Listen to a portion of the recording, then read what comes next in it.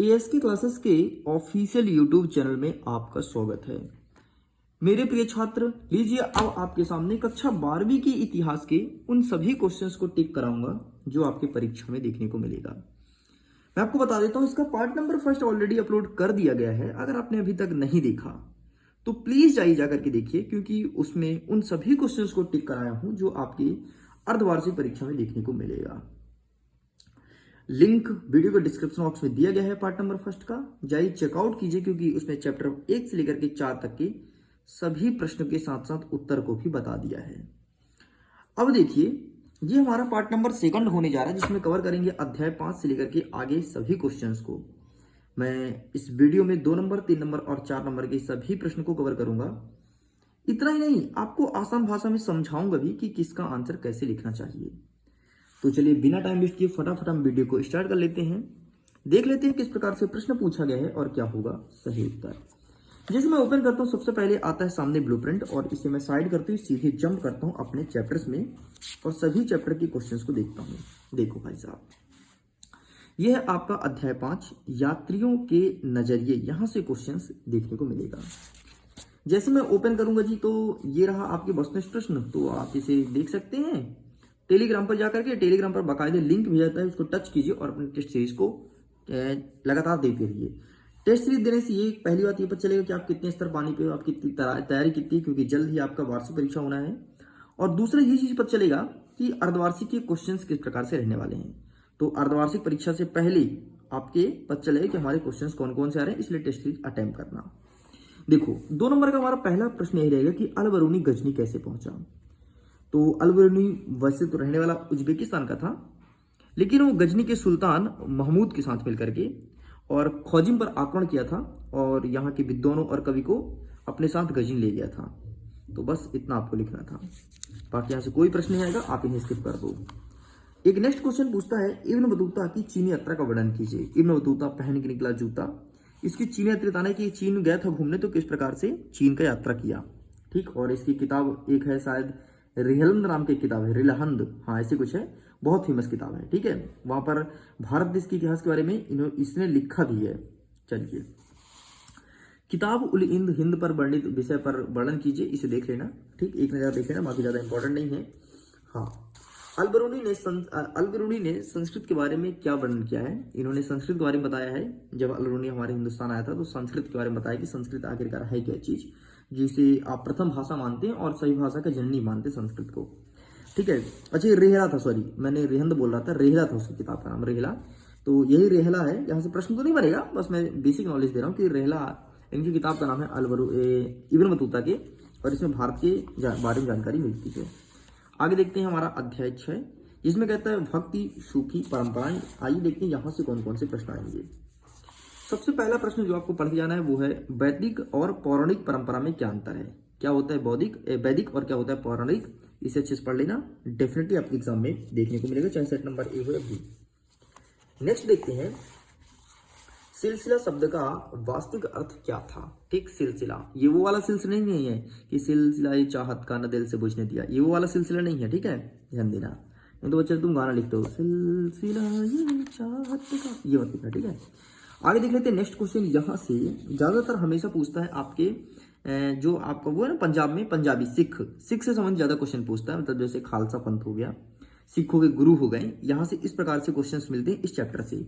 ठीक, तो सिख देख लो, खालसा पंथ वाला। ठीक है, नेक्स्ट देख लो सरिया कानून से आप क्या समझते हैं, जो मुस्लिम द्वारा चलाया गया था सरिया कानून, बहुत ही खतरनाक कानून था यार। ठीक, चलिए आगे देखते हैं नेक्स्ट क्या कहता है।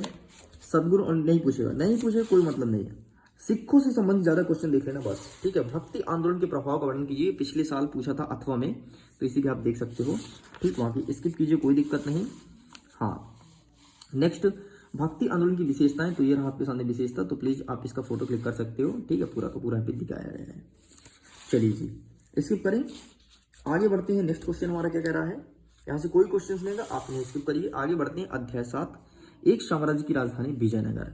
आइए देखते हैं विजयनगर से कौन कौन से क्वेश्चन आएंगे। तो यहाँ से स्किप करो भाई साहब। विजयनगर में सबसे पहले आप देख लो, कुदरई या चेट्टी किन्हें कहा जाता है, ये प्रश्न पूछा जाएगा। यवन शब्द का क्या अर्थ होता है, यवन। ठीक, कृष्णदेव राय यवन साम्राज्य की स्थापनाचार्य की उपाधि क्यों धारण की थी? ये बस ये 3 क्वेश्चन यहाँ से प्रिपेयर कर लेना। चलिए बाकी छोड़ते हैं, कोई दिक्कत नहीं, यहाँ से कोई क्वेश्चन नहीं आएगा। नेक्स्ट यहाँ से नहीं बन रहा है, कोई दिक्कत नहीं, ठीक है, कोई दिक्कत नहीं, स्किप करो। अच्छा एक चीज और पूछता है, विजयनगर साम्राज्य के 2 मंदिर का बारे में पूछता है कि विजयनगर साम्राज्य के 2 मंदिर का नाम लिखो। आई थिंक यहाँ पर अवेलेबल नहीं तो मैं दिखाता। वो हमेशा पूछता है यार, मैं देखो पिछले 3-4 सालों से लगातार वो मंदिर पूछ रहा, पता नहीं वो मंदिर में ऐसा है क्या चीज। ठीक है, एक देख लो, ये विट्ठल मंदिर है, ठीक है, नाम देखो। अरे गूगल करो तो 50 मंदिर आते हैं, पता नहीं अजीब अजीब गरीब तो नाम है। हम तो कहते हैं जब विजयनगर साम्राज्य के मंदिर का नाम भूल जाए ना, कुछ भी लिखाओ, कुछ भी जो तुमको मन में आए, विट्ठल, पिट्टल, मिट्टल, कुछ भी लिख दो भाई, है ना, इतने मंदिर ऐसा से बोल रहा हूँ तो। ठीक है, एक देखो ये लिखा है विजयनगर साम्राज्य में स्थित विरूपाक्ष मंदिर। भाई साहब इतने मंदिर है विजयनगर साम्राज्य में, क्या ही बोलो। ठीक, तो मंदिर का नाम जरूर याद रखना, कम से कम 3-4 याद कर लो, 2 ही पूछेगा 2 नंबर के हिसाब से। ठीक जी, बाकी बेटा यहाँ से कोई क्वेश्चन नहीं आ रहा है। विजयनगर साम्राज्य is most important in your examination. हाँ ये देखो, विजयनगर साम्राज्य के मंदिरों की प्रमुख विशेषता, ये मंदिर बहुत पूछता है विजयनगर साम्राज्य से। और देख लेना तुम्हारे कल के पेपर में क्या सेट नंबर ए हो बी हो, मंदिर से संबंधित क्वेश्चंस देंगे ही देंगे, देंगे देंगे, लिखित कहता हूँ देंगे। अब देखो ये कुछ हिंदुस्तान का मानचित्र है, इसमें भरना है, बाकी ये नहीं पूछेगा, जो कौन सा क्वेश्चन आएगा मैं बता दूंगा। आगे देखते हैं, अध्याय 8 कहता है कि किसान, जमींदार और राज्य, कृषि समाज और मुगल साम्राज्य। वाह, पाठ का नाम देख रहे हो कितना खतरनाक है, किसान, जमींदार और राज्य, कृषि समाज और मुगल साम्राज्य, क्या राइमिंग कर दिया है इधर भी। हाँ देखो भैया, जजमानी व्यवस्था किसे कहती है, इसे अच्छे से देख लेना। तो 18वीं शताब्दी में स्रोत के अनुसार बंगाल में जमींदार लोहार, बढ़ई और सुनार उनकी सेवा के बदले रोज का भत्ता और खाने के लिए नकदी देते थे, जिसे जजमानी व्यवस्था कहते हैं। ठीक, इसे अच्छे से प्रिपेयर करना। नेक्स्ट देख लेते हैं, आमीन किसे कहा जाता है था, इसे भी अच्छे से देख लेना। नेक्स्ट, मौसम के अनुसार मुख्यतः फसलें कौन कौन सी होती है, तो खरीफ और रबी फसलें, ये नहीं आएगा, स्किप करो, बहुत छोटी चीज है। नेक्स्ट, जिसको बोलता हूँ उसको देखो सबसे पहले आपको देखना है जजमानी व्यवस्था। नेक्स्ट आपको देखना है आमीन किसे कहते हैं। नेक्स्ट आपको देखना है जमींदारों की बढ़ती हैसियत क्या थी, वो एक फिल्म का डायलॉग है ना, जमींदारों की बढ़ती हैसियत ने हमें गुलाम बना दिया। ठीक, तो ये रहा और इसका आंसर ये रहा, बस इतना लिख के कंप्लीट करना है। ठीक है, नेक्स्ट देख लीजिए, आईने अकबरी के अनुसार कृषि की भूमिगत वर्णन कीजिए। ठीक, ऐसा नहीं पूछता है ये, ऐसे नहीं क्वेश्चन है। क्वेश्चन कैसा है सुनना जरा, ये कहेगा पोलाज क्या है, अब बताओ। तो आप लिखेंगे पोलज वह जमीन है जिसमें एक के बाद हर एक फसल की खेती की जाती है, उसे पोलज कहते हैं, ऐसा क्वेश्चन पूछता है। ठीक, तो यहाँ से एक प्रश्न आता ही आता है और डेफिनेटली आएगा, ध्यान रखना। तो ये चारों को अच्छे से पढ़ लेना। बाकी यहाँ से कोई क्वेश्चन ऐसा नहीं लग रहा कुछ खास तरीके से पूछा जाएगा। एक देख लो, मुगल कालीन कृषि समाज में महिलाओं की भूमिका 2 वाक्य में लिखना है और इसे देख सकते हैं। ठीक है, चलिए ये भी कंप्लीट होता है। आगे बढ़ते हैं, अध्याय 10 भारतीय इतिहास के कुछ विषय भाग 3 उपनिवेशवाद और देहात से कैसे कैसे क्वेश्चन आएगा, इसे देख लेते हैं। देहात, ठीक, तो यहां से आपका पहला प्रश्न बनेगा, दामीन एक कोह क्या था। ठीक है, लठिया क्या होते थे, इसे देख लेना, 2 प्रश्न यहाँ पे हो गए।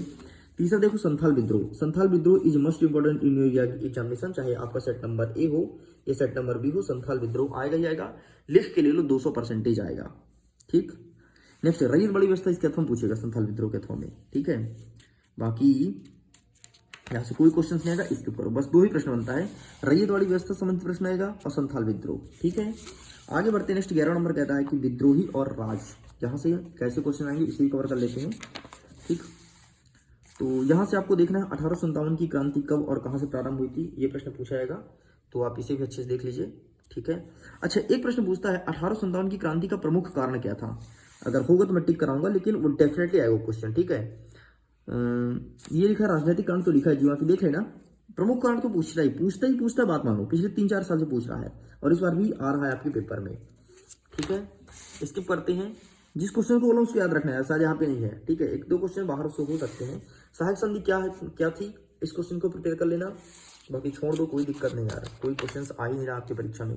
ठीक है, चलिए तो इसके ऊपर 3 चैप्टर को भी, लेकिन 1857 की क्रांति का मुख्य कारण और कौन कौन थे, मतलब किसने किसने पार्टिसिपेट किया था, बस इतना देख लेना उस चैप्टर से। बस आगे देखते हैं, अध्याय 13 महात्मा गांधी और राष्ट्रीय आंदोलन। तो अब देखते हैं यहाँ से कौन कौन से क्वेश्चन बनेंगे। सबसे पहला प्रश्न, रॉलेट एक्ट क्या था, खिलाफत आंदोलन, जलियांवाला बाग हत्याकांड, तीनों के तीनों प्रश्न अपने आप में बाप हैं, हर साल पूछता है, बैक टू बैक पूछता है, कभी रॉलेट तो कभी खिलाफत तो कभी जलिया, अपने आप में बाप है बोल दिया, मतलब समझ लो आएगा, तुम लिखित ले लो, अगर नहीं आया तो क्या ही बोलें, आएगा ही आएगा, 200% आएगा भाई। नहीं आया तो ले लिया एससी क्लासेस का यूट्यूब चैनल तुम चलाना, क्या ही बोलो, ठीक। नहीं तो तुम ऑनर बन जाना, मुझे रख लेना एज ए टीचर, मैं पढ़ाते रहूँगा, तुम मालिक बन जाना, ठीक।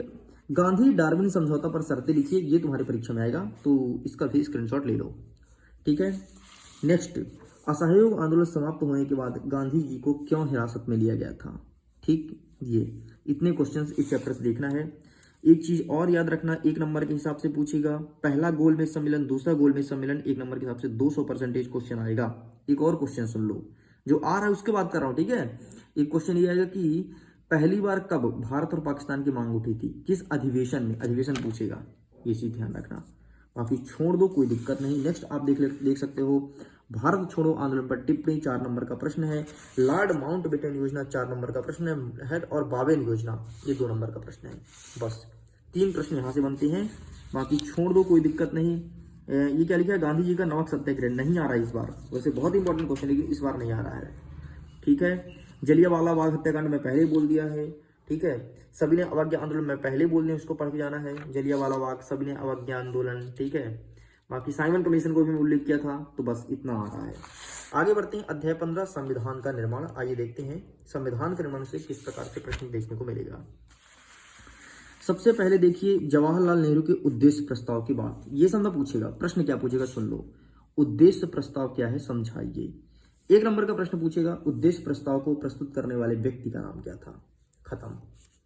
आगे देख लेते हैं, 1 नंबर का प्रश्न और सुन लो, संविधान सभा के गठन के समय कितने सदस्य थे, ध्यान रखना, बस ये प्रश्न आएगा, ठीक। अच्छा, संविधान सभा की पहली बैठक कब हुई थी। एक प्रश्न हमेशा 2 नंबर पूछता है, संविधान सभा के प्रमुख 6 सदस्यों का नाम लिखो, ठीक। ये 2 नंबर में आएगा, लेकिन 6 नहीं, आपके 4 आना है। उठा के देख लेना यार, बोल दिया मतलब समझो आएगा, तो उठा के चेक कर लेना, नहीं आया तो बोलना। बाकी कोई क्वेश्चन है ना स्किप कीजिए। कुछ मानचित्र अवेलेबल है, आपके एग्जाम में मानचित्र आएगा तो उसको डिस्कस करेंगे। मैं भी कंफर्म कर देता हूँ मानचित्र आएगा या नहीं आएगा, ठीक। टेंशन की कोई बात नहीं है, ये तो बस शुरुआत है। 1 सेकंड बेटा, जस्ट वेट। मानचित्र का एक प्रश्न आपके परीक्षा में देखने को मिलेगा। मानचित्र के कौन से क्वेश्चन आएंगे, मैप कैसे फिल करते हैं, मैं इसे अच्छे से समझा दूंगा, लेकिन कंफर्म है मानचित्र के 2 प्रश्न बनेंगे। एक ऊपर बनेगा भारत का मानचित्र, दूसरा देगा विश्व का मानचित्र। तो भारत के मानचित्र के 5 से आपको शहर का नाम देगा, या फिर 5 कोई चीज दे सकता है, और विश्व का 5 देगा, बस ये भरना पड़ेगा। मैं आपको हिंदुस्तान का सिखाऊंगा, विश्व में नहीं जाना है, पहले हिंदुस्तान को जान ले तो विश्व में जाएंगे। तो लीजिए, इस प्रकार से इतिहास का पार्ट नंबर 2 का पूरा वीडियो कंप्लीट होता है। उम्मीद करता हूँ वीडियो काफी पसंद आया होगा। अगर वीडियो सच में पसंद आए तो वीडियो को दिल से लाइक करना, चैनल को सब्सक्राइब करना। इतिहास का प्रश्न पत्र जो मेरे पास आया है उसको मैं अपलोड कर दिया हूँ, अगर आपने नहीं देखा तो प्लीज जाइए चेकआउट कीजिए, अपने प्रश्न पत्र को अच्छे से देखिए। मैं वीडियो करता हूँ आपके एग्जाम के लिए। ऑल द बेस्ट, खुश रहिए, पढ़ते रहिए, मुस्कुराते रहिए। Okay, bye bye.